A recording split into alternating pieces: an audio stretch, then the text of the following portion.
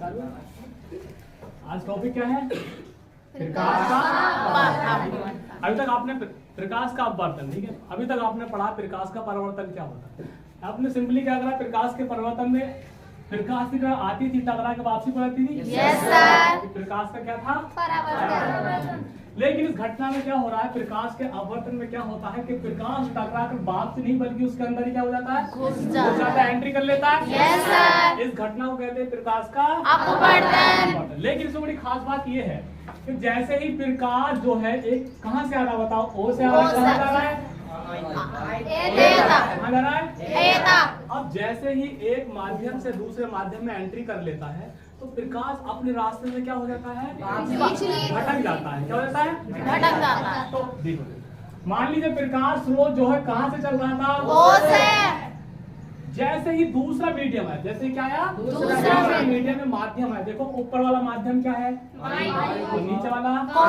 Yes. इसमें दो माध्यम की बात चलेगी। एक तो होगा जिसे कहते हैं, एक माध्यम होगा संघन और दूसरा होगा विरल। एक होगा संघन, दूसरा होगा विरल।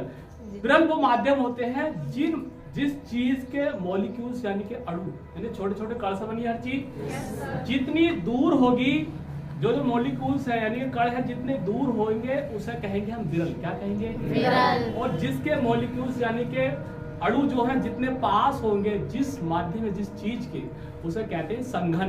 तो बताओ, वायु और कांच में किसके मॉलिक्यूल्स नजदीक होंगे? वायु। वायु के कण जो नजदीक होंगे, कांच वाले आपस में कण नजदीक होंगे। तो बताओ संघन कौन सा हुआ, कांच या वायु? तो यहाँ पर कांच को हम क्या कह, संघन भी कह सकते हैं, संघन। और वायु को क्या कहेंगे? विरल। क्या कहेंगे? ठीक है। अब याद, हमेशा ये बात याद रखना कि जब भी प्रकाश क्या होता है, जब प्रकाश किसी विरल से संघन में जाता है, विरल से संघन में जाता है, भाई साहब ये क्या है? वायु। विरल। अब किस में एंट्री कर गया है? संघन में। जो क्या है? कांच। क्या प्रकाश जब भी विरल से संघन में एंट्री करता है तो वो अभिलंब की ओर क्या हो जाता है? झुक जाता है। देखिए कैसे। एक्चुअली प्रकाश जो होता, यहाँ से अगर मान लीजिए यहाँ पर ये नहीं होता और सीधी ही वायु होती तो प्रकाश क्या इस रास्ते पर जाता? अरे बोलो, क्या इसी रास्ते पर जाता? अगर इसके रास्ते में कौन आ गया भाई? कांच। तो प्रकाश अपने रास्ते से क्या हो गया? झुक गया। किसकी ओर?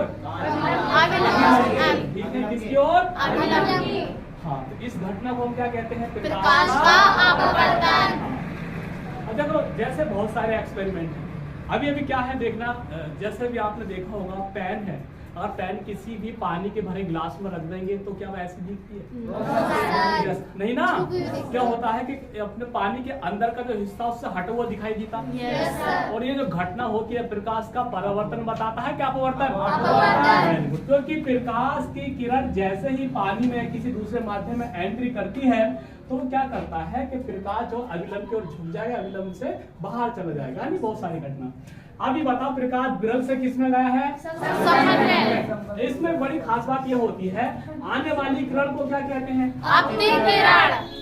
और जो दूसरे माध्यम में एंट्री करिए उस किरण को क्या कहते हैं? अपवर्ती किरण। आने वाली किरण और अभिलंब के बीच कोण क्या होता है? आई।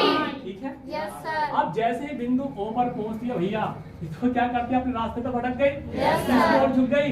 अभिलंब की। तो इसके साथ कोई ना कोई तो कोण बनाएगी। Yes, sir. और वो कोण क्या है हमारा? R। अब क्या होगा? अब हम मीडियम चेंज कर दें। मीडियम क्या कर दें? Change। मीडियम बोले तो हम माध्यम चेंज कर देते हैं। अब क्या करते हैं, पहले प्रकाश वायु से आ रही थी, काय में जा रही थी? अब मैं क्या करता हूँ कि प्रकाश की किरण को कांच से निकाल के कहाँ पहुंचाएंगे? वायु में। अब क्या करता है कि प्रकाश जो है जैसे ही कांच से वायु में जाएगा तो वायु की ओर झुकेगा या वायु की ओर से भागेगा?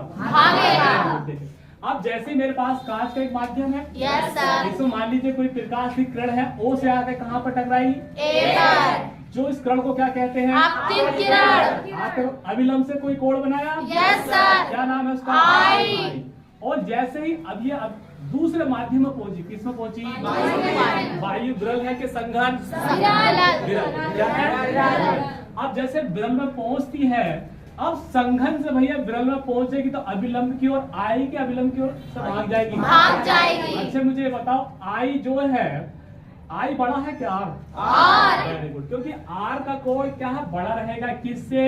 आई से। इसमें बताओ आई बड़ा है क्या आर? आई। आई बड़ा है आई। किससे?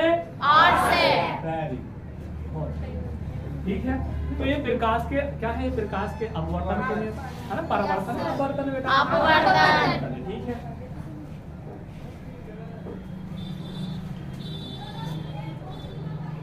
चलो थोड़ा और देख लीजिए। अब मुझे ये बताओ, अगर यदि कोई प्रकाश की किरण यहाँ से आई है, वायु है, मान लीजिए हमारा कांच है, पानी हो सकता, पानी हो ना, जरूर है कांच हो सकता पानी हो। अब जैसे प्रकाश की किरण यहाँ से आई है, यहाँ पर टकराई, वैसे एक्चुअली में इसको ऐसे जाना चाहिए था, Yes, sir. ऐसे नहीं जाती, तो क्या करती है वो अपना अभी लंब की ओर थोड़ा सा क्या हो जाती है, झुक जाती है। यहाँ से चली जाएगी, ठीक है, ये आई है। अब मुझे ये बताइए कि प्रकाश की किरण अगर मान लीजिए प्लेट सीमित हो सकता पानी इतना सी टुकड़ा सीमित हो, है ना, तो प्रकाश की किरण जो ये ऐसा करके जाने चाहिए थी, लेकिन अब प्रकाश की किरण कैसे जा रही है? चलो इससे बाहर निकलेगी, बाहर निकलेगी तो ये अब ये मान लीजिए अभिलंब है, ये इसकी ओर झुकेगी, बाहर से जाएगी, बाहर। वायु में आगे तो बाहर पहुंच जाएगी, Yes, sir. तो इसका रास्ता कैसा होगा, इस तरह से आएगी, ऐसे, फिर तो बताओ कितना अंतर आया, यहाँ से यहाँ तक अंतर आ गया क्या? Yes, sir. तो आगे चल के इसका ही पता चल जाएगा, ठीक है। तो